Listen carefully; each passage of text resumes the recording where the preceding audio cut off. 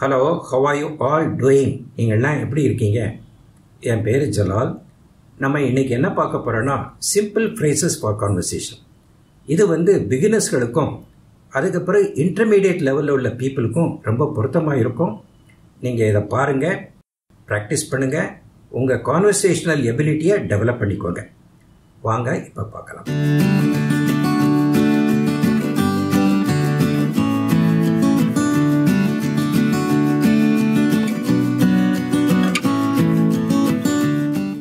இப்போ small phrases for conversation பார்க்கலாம்.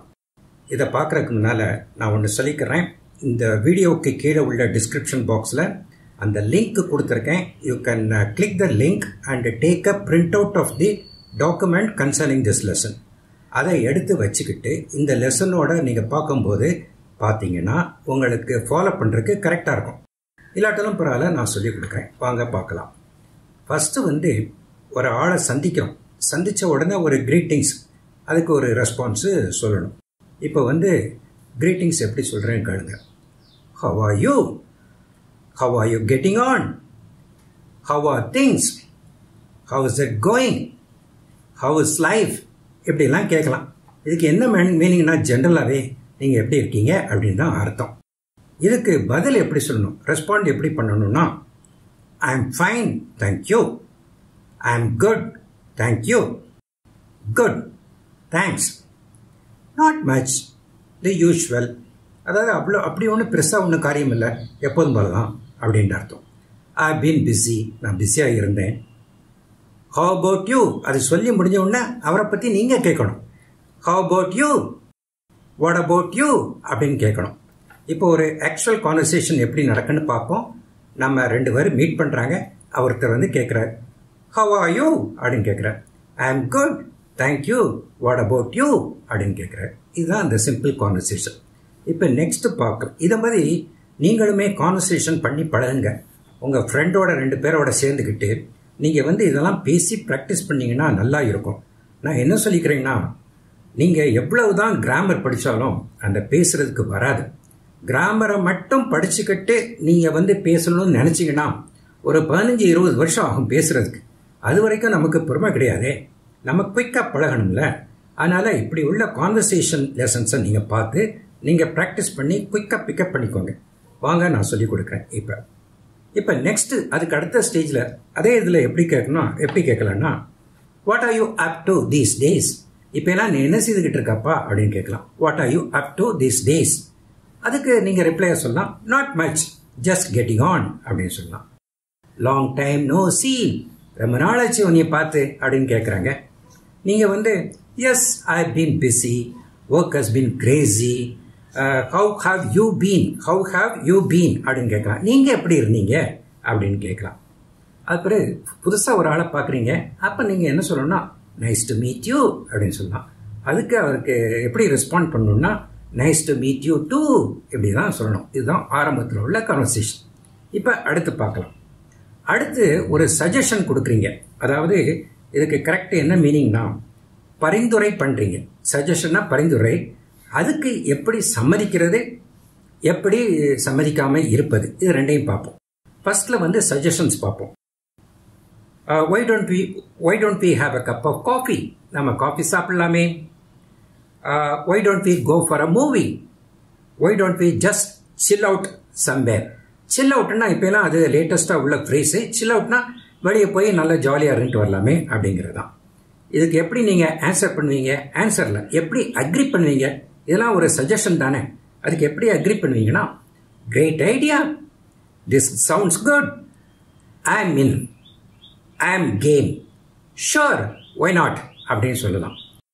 Suppose அதுக்கு நீங்கள் அக்ரி பண்ணலன்னு வச்சுக்கோங்க, அப்போ நோ அப்படின்ட்டு பிளண்ட்டாக சொல்லக்கூடாது.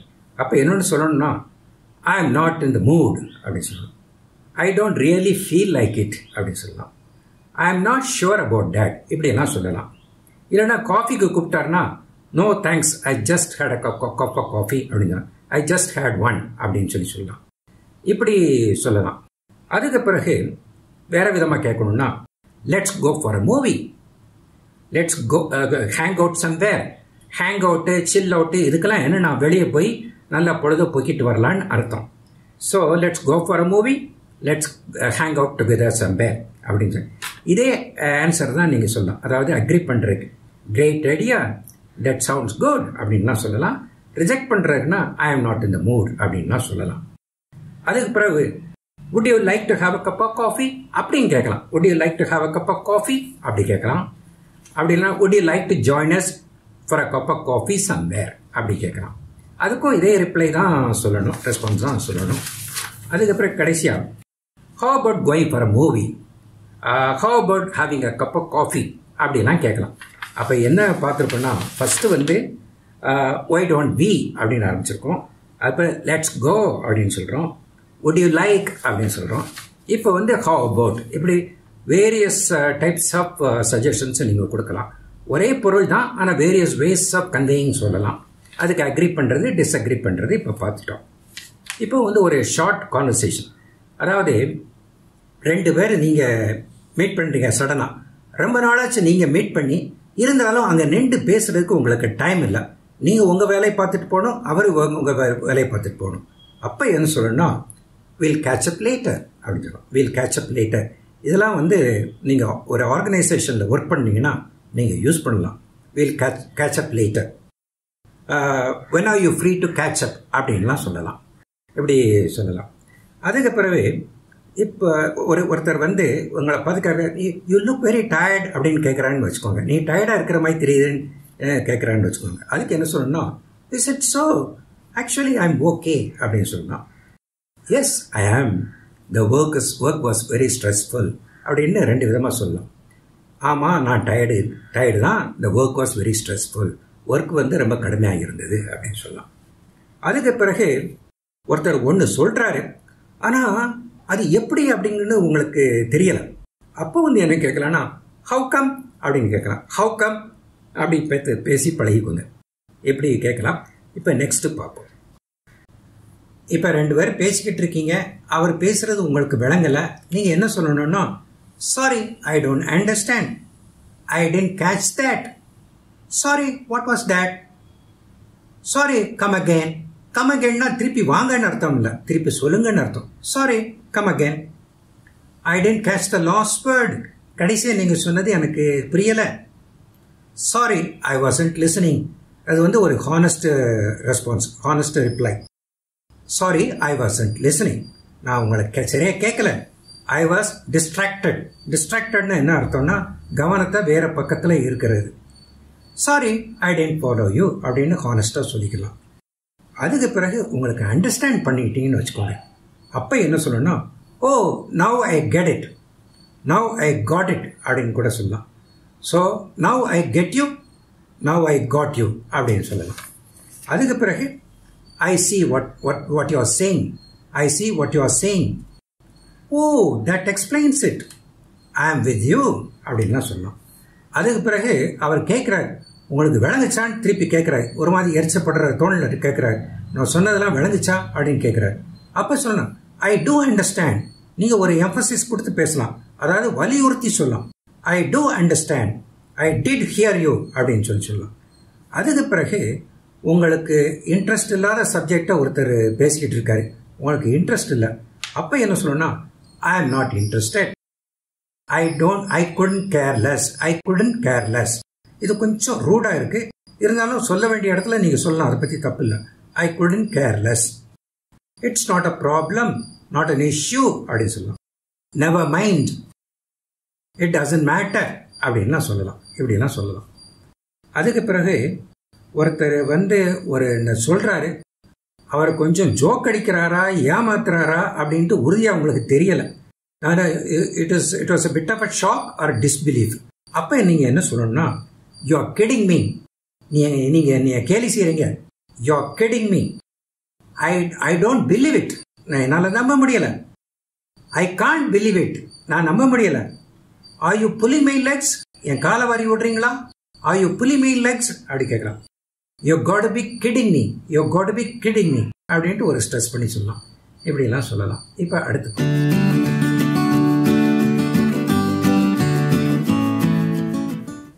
இதுக்கு பிறகு கொஞ்சம் ஜெனரல் ஃப்ரேசஸ் பார்க்கலாம். அதாவது உங்கள் ஃப்ரெண்டு கொஞ்சம் வருத்தமாக இருக்கிறார், because of what you just said. நீங்கள் சொன்னதுனால அவர் மனசு ஹர்ட் ஆகி கொஞ்சம் அப்படி இருக்காரு.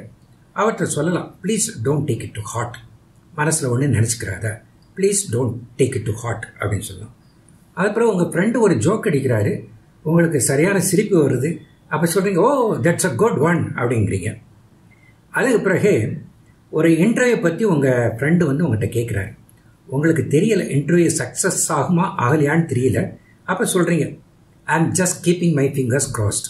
கீப்பிங் த ஃபிங்கர்ஸ் க்ராஸ்னா அது ஒரு கேள்விக்குறியாக தான் இருக்குது, இப்படியும் போகலாம் அப்படியும் போகலாம் அப்படிங்கிறத பற்றி சொல்கிறீங்க.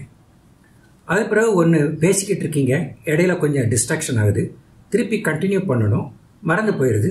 அப்போ கேட்குறீங்க, வேர் வேர் வி, நம்ம எங்கே இருந்தோம் அப்படின்னு கேட்குறீங்க, வேர் வேர் வி அப்படின்ட்டு. அதுக்கு பிறகு 2 பேர் பேசிக்கிட்டு இருக்காங்க, நீங்கள் ஒருத்தர்கிட்ட ஒரு முக்கியமான செய்தி சொல்லணும். அப்போ போய் சொல்லலாம், sorry to father you, sorry to interrupt அப்படின்னு சொல்லலாம். அதாவது இடையில சொல்கிற தடை பண்ணுறதுக்கு மன்னிச்சுக்கோங்க, சாரி டு இன்டரப்ட் அப்படின்னு சொல்லலாம். அதுக்கு பிறகு உங்கள் ஃப்ரெண்டு ரொம்ப மனசு வருத்தத்தில் இருக்கார். ஏன்னா அவர் ஃபெயில் ஆகிட்டார், ஒரு ஜாபு கிடைக்கல, ஒரு இன்டர்வியூவில் கூட அவருக்கு செலெக்ஷன் ஆகலை. அப்படின்னா என்ன நீங்கள் சொல்லணும், சமாதானப்படுத்தணும். You have to go and calm down பண்ணணும். These things happen, don't worry. இதெல்லாம் நடக்கக்கூடியது தான் சகஜமாக. These things happen, don't worry அப்படின்னு சொல்லணும். It's not the end of the world, உலகமே இருண்டு போச்சுன்னு நினைக்காத, it's not the end of the world அப்படின்னு சொல்கிறீங்க. அது பிறகு don't worry, something good will happen to you அப்படின்ட்டு சமாதானப்படுத்துறீங்க. Don't worry, something good will happen to you. அது பிறகு உங்கள் ஃப்ரெண்டு ஒரு ப்ரொமோஷன் கிடச்சிருச்சு, இல்லாட்ட ஒரு நியூ ஜாப் கிடச்சிருச்சுன்னா நீங்கள் சொல்லலாம், கங்க்ராச்சுலேஷன்ஸ் அப்படின்னு சொல்லலாம், இல்லாட்ட கங்க்ராட்ஸ் அப்படின்ட்டு ஷார்ட்டாக சொல்லலாம். அதுக்கப்புறம் you deserve it, you richly deserve it, உங்களுக்கு தகுதி உள்ளது, நீங்கள் தகுதியானவர் தான். யூ டிசர்வ் இட்னா நீங்கள் தகுதியானவர் தான் அப்படின்னு சொல்கிறீங்க. அதுக்கு பிறகு உங்களை இன்வைட் பண்ணுற உங்கள் ஃப்ரெண்டு ஒரு இடத்துக்கு போகலாமே அப்படின்ட்டு இன்வைட் பண்ணுறாரு. அப்போ நீங்கள் சொல்கிறீங்க, I am not keen on coming, I am not keen அப்படிங்கிறத தெரிஞ்சு வச்சுக்கோங்க. அது பிறகு உங்களை ஒரு இடத்துக்கு ஐஸ்கிரீம் போய் சாப்பிட்லாமேன்னு சொல்கிறாரு. அப்போ வந்து சொல்கிறீங்க, I am not fond of ice cream, I am not fond of அப்படிங்கிறத தெரிஞ்சு வச்சுக்கோங்க. அதுக்கு பிறகு ஒன்று செய்கிறதுக்கு மூவிக்கு போகலாமேன்னு இன்னும் ஏதோ ஒரு சஜஸ்ட் பண்ணுறாரு. அப்படி சொல்கிறீங்க, I absolutely love to do it, but I don't have time now அப்படிங்கிற மாதிரி சொல்கிறீங்க. I absolutely love to do it, but போட்டால் அதுக்கு நெகட்டிவாக இருக்கிற மாதிரி.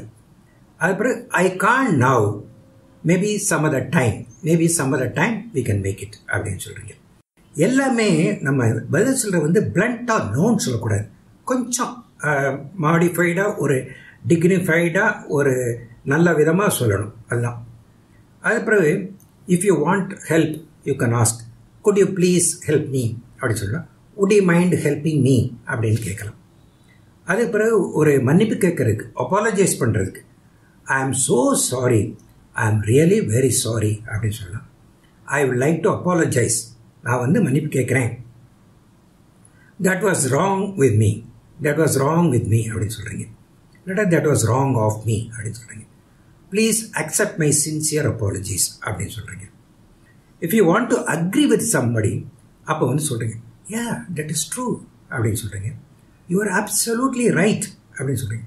ஐ கம்ப்ளீட்லி அக்ரி அப்படின்னு சொல்கிறீங்க. ஐ ஆம் வித் யூ அப்படின்னு சொல்கிறீங்க. ஐ ஃபீல் த சேம் அப்படின்னு சொல்கிறீங்க, அவரோட ஒத்து போகிறதுக்கு. அதுக்கப்புறம் if you want to disagree, அவரோட ஒத்து போகலைன்னா என்ன சொல்வீங்கன்னா, I can't agree with you அப்படின்னு சொல்லுங்க. Sorry, I really don't agree. I see your point, but I don't feel the same way. அவரை மனசு புண்படக்கூடாதுன்னு நீங்கள் சொல்கிறீங்க. I see your point, நீங்கள் சொல்கிறது எனக்கு விளங்குது, but I don't feel the same way அப்படின்னு சொல்கிறீங்க. இப்படி தான். அதுக்கு பிறகு ஒரு தேங்க்ஸ் சொல்கிறது, அந்த தேங்க்ஸ்க்கு எப்படி ரெஸ்பாண்ட் பண்ணுறதுன்னு பார்ப்போம். It's very kind of you, thanks சொல்கிறதுக்கு. I can't thank you enough, இதுக்கு மேலே நான் எவ்வளவு நன்றி சொன்னாலும் உங்களுக்கு போதாது. அதாவது I can't thank you enough அப்படின்னு சொல்கிறீங்க. That's so sweet of you அப்படின்னு சொல்கிறேன். Thank you very much, I really appreciate that. இதுவும் சொல்லிப்படுங்க, அப்ரிஷியேட்டுங்கிறது நல்ல word. I really appreciate that. அதுக்கு எப்படி ரெஸ்பாண்ட் பண்ணுறதுன்னா, somebody is thanking you, you have to say you are welcome, not at all, don't mention it அப்படின்னு சொல்லலாம். அது பிறகு டு எண்ட் த கான்வர்சேஷன் முடிச்சுட்டு நீங்கள் போகிறீங்க.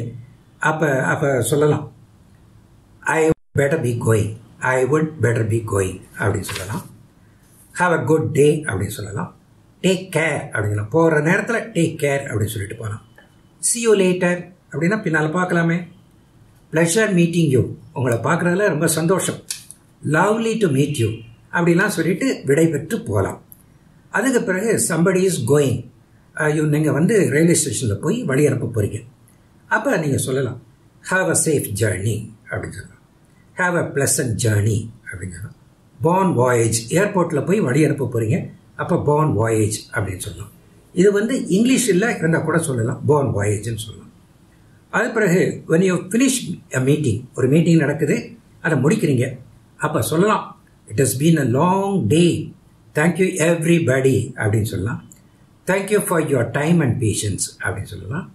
அது பிறகு let's call it a day, thank you அப்படின்னு சொல்லலாம். let's call it a day, இது வந்து nice price. let's call it a day, thank you அப்படின்னு சொல்லலாம். ஸோ இப்படி தான் அநேகமாக இது வந்து உங்களுக்கு நல்ல ப்ராக்டிக்கலாக இருந்திருக்கும்னு நினைக்கிறேன். நீங்கள் ப்ராக்டிஸ் பண்ணுங்கள். ப்ராக்டிஸ் பண்ணும்போது நம்ம நல்ல நாக்கு வளையும், நம்ம பேசுகிறதுக்கு குயிக்காக பழகிக்கிறலாம். அதனால் ப்ராக்டிஸ் வந்து ரொம்ப இம்பார்ட்டண்ட். ஒரு ஃப்ரெண்டையும் சேர்த்துக்கோங்க, ப்ராக்டிஸ் பண்ணுங்கள். இந்த வீடியோ உங்களுக்கு நல்ல ப்ராக்டிக்கலாகவும் நல்ல உபயோகமுள்ளதாகவும் இருந்திருக்கும்னு நினைக்கிறேன். உங்களுக்கு பிடிச்சிருந்துச்சுன்னா அந்த லைக் பட்டனை ப்ரெஸ் பண்ணுங்கள். அதுக்கு பிறகு உங்கள் ஃப்ரெண்ட்ஸ்களுக்குள்ளேயும் ஷேர் பண்ணிக்கோங்க. அதுக்கு பிறகு என்னுடைய வீடியோவுக்கு சப்ஸ்கிரைப் பண்ணுங்கள். இது போல் உள்ள எஜுகேஷனல் வீடியோவை நீங்கள் அடிக்கடி பார்த்து உங்கள் இங்கிலீஷை இம்ப்ரூவ் பண்ணிக்கலாம். Thank you very much. பாய்.